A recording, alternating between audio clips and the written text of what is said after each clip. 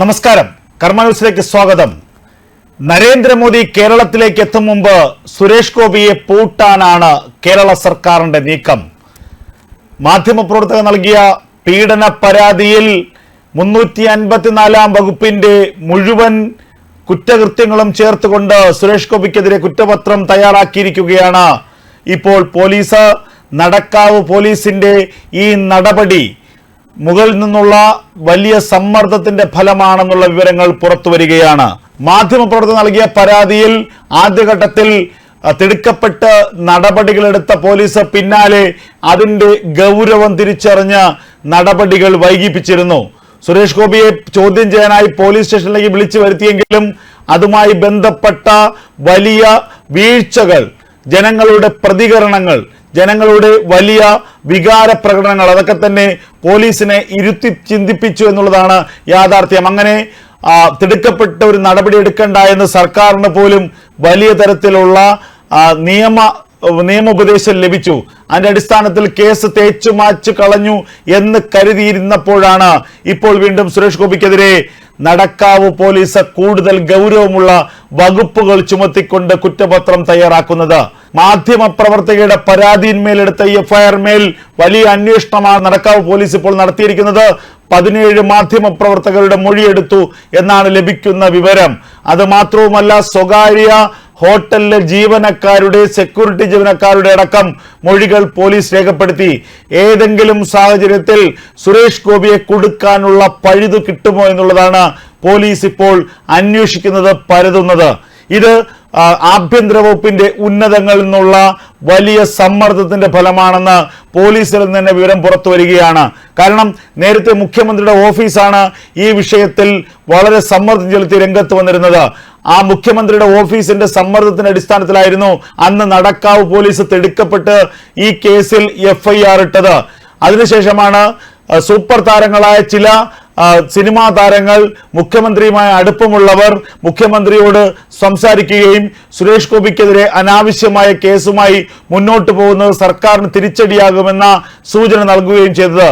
ഇതിന്റെ അടിസ്ഥാനത്തിലാണ് സർക്കാർ ഈ കടുത്ത നടപടിയിൽ നിന്ന് പിന്നോട്ട് പോയത്. അത് മാത്രവുമല്ല, സുരേഷ് ഗോപിയെ ചോദ്യം ചെയ്യാനായി നടക്കാവ് പോലീസ് സ്റ്റേഷനിലേക്ക് വിളിച്ചു വരുത്തിയ ദിവസമുണ്ടായ ജനബാഹുല്യം, ആരും പറയാതെ, ആരുടെയും ആഹ്വാനമില്ലാതെ കേരളത്തിന്റെ അങ്ങോളം ഇങ്ങോളം ഉള്ള സ്ഥലങ്ങളിൽ നിന്ന് നടക്കാവ് പോലീസ് സ്റ്റേഷന് മുന്നിലേക്ക് എത്തിയ ജനസാഗരം. ആ ജനസാഗരം എന്നത് സുരേഷ് ഗോപിയെ വിശ്വസിക്കുന്ന, സുരേഷ് ഗോപിയിൽ വിശ്വാസമുള്ള BJP അനുഭാവികളായ ആളുകൾ ആണ് എന്നുള്ളത് സർക്കാരിന് തിരിച്ചറിവായിരുന്നു. ഇത്തരത്തിൽ ഒരു നടപടി സുരേഷ് ഗോപിക്കെതിരെ തുടർന്നാൽ സുരേഷ് ഗോപിയുടെ ഇമേജ് വർദ്ധിക്കാൻ മാത്രമേ അത് ഉപകാരപ്പെടുകയുള്ളൂ എന്നുള്ള തിരിച്ചറിവ് സർക്കാരിനുണ്ടായി. ഈ സാഹചര്യത്തിലാണ് ഈ സുരേഷ് ഗോപിക്കെതിരെ വലിയ നടപടിയില്ലാതെ അന്ന് സുരേഷ് ഗോപിയെ ചോദ്യം ചെയ്ത ശേഷം വിട്ടയച്ചത്. അവിടെ അന്ന് അറസ്റ്റ് ചെയ്യാനായിരുന്നു മുൻ തീരുമാനം. എന്നാൽ അത്തരത്തിലൊരു അറസ്റ്റ് അപ്പോൾ നടന്നാൽ അത് സുരേഷ് ഗോപിക്ക് കൂടുതൽ ഒരു ഇമേജ് വർദ്ധിക്കുന്നതിന് ഇടയാക്കുമെന്നുമുള്ള നിയമോപദേശങ്ങളും അതുപോലുള്ള ഉപദേശങ്ങളും സർക്കാരിന് ലഭിച്ചിരുന്നു. അതോടുകൂടി കേസ് അവസാനിച്ചു എന്ന് എല്ലാവരും കരുതി. എന്നാൽ പിന്നാലെയാണ് സുരേഷ് ഗോപി കടുത്ത വിമർശനം മുഖ്യമന്ത്രിക്കെതിരെ നടത്തിയത്. ആ വിമർശനം തുടരുകയും ചെയ്തു.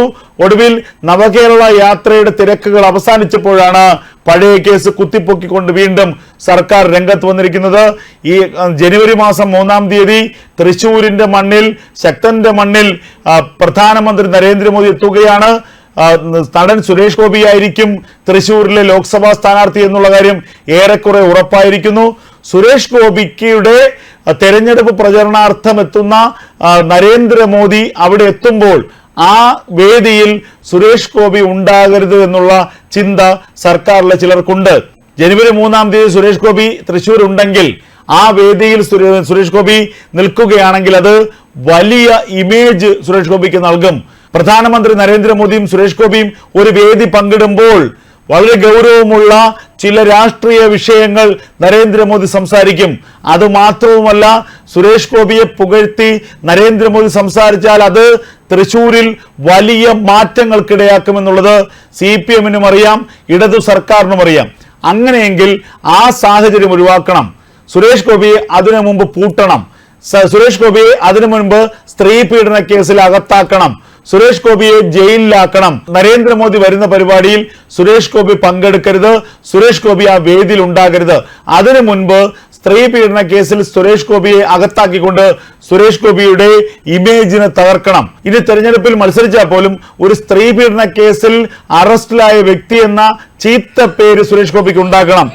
ഇനി തെരഞ്ഞെടുപ്പിൽ മത്സരിച്ചാൽ പോലും സ്ത്രീ പീഡന കേസിൽ അറസ്റ്റിലായ വ്യക്തി എന്നുള്ള ചീത്ത പേര് സുരേഷ് ഗോപിക്ക് ഉണ്ടാക്കണം. ഇതാണ് സർക്കാർ ആഗ്രഹിക്കുന്നത്.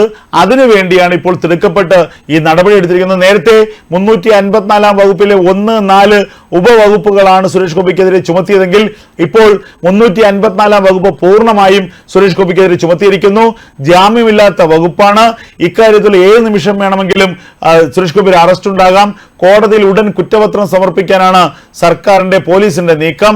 വളരെ കൃത്യമായ മുന്നൊരുക്കത്തോടുകൂടിയുള്ള കളികളാണ് ആഭ്യന്തര വകുപ്പ് കളിക്കുന്നത്. ജനുവരി മാസം 3-ാം തീയതി പ്രധാനമന്ത്രി നരേന്ദ്രമോദി തൃശ്ശൂരിന്റെ മണ്ണിലെത്തുമ്പോൾ, തേക്കിൻകാട് മൈതാനത്തെത്തുമ്പോൾ ആ വേദിയിൽ സുരേഷ് ഗോപി ഉണ്ടാകരുതെന്നുള്ള കൃത്യമായ മുന്നൊരുക്കത്തോടു കൂടിയുള്ള തന്ത്രങ്ങളാണ് സർക്കാർ മെനയുന്നത്. സ്ത്രീ ശക്തി മോദിക്കൊപ്പം എന്ന വലിയ ഒരു ലക്ഷ്യത്തോടു കൂടിയാണ്, വലിയൊരു സന്ദേശം നൽകിയാണ് അവിടെ പൊതുപരിപാടി സംഘടിപ്പിച്ചിരിക്കുന്നത്. കേരളത്തിലെ സ്ത്രീകൾക്ക് പരമാവധി ആശ്വാസവും ആവേശകരമായ കാര്യങ്ങൾ ചെയ്യുക എന്നുള്ള നരേന്ദ്രമോദി സർക്കാരിന്റെ ആ ശ്രമങ്ങളെ ഊന്നിക്കൊണ്ടുള്ളതാണ് ആ പൊതുപരിപാടി. ലക്ഷക്കണക്കിന് ആളുകളെ പൊതുപരിപാടിയിലേക്ക് തേക്കിൻകാട് മൈതാനത്തേക്ക് എത്തുമെന്നറിയാം.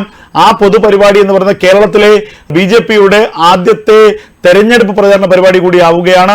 അത് സുരേഷ് ഗോപി മത്സരിക്കുന്ന തൃശ്ശൂരിന്റെ മണ്ണിലാവുമ്പോൾ അതിന് ഗൗരവമേറുന്നു. തൃശ്ശൂരാണ് BJP ഏറ്റവും കൂടുതൽ വിശ്വാസം അർപ്പിക്കുന്ന ഒരു മണ്ഡലം. ആ മണ്ഡലത്തിൽ വിജയം സുനിശ്ചിതമാണെന്ന് BJP വിശ്വസിക്കുന്നു. അതുപോലെ തന്നെ കേന്ദ്ര സർക്കാർ വിശ്വസിക്കുന്നു. അതിന്റെ കൂടി ഫലമാണ് പ്രധാനമന്ത്രി നരേന്ദ്രമോദി തന്നെ നേരിട്ട് പരിപാടിക്ക് എത്തുന്നത്.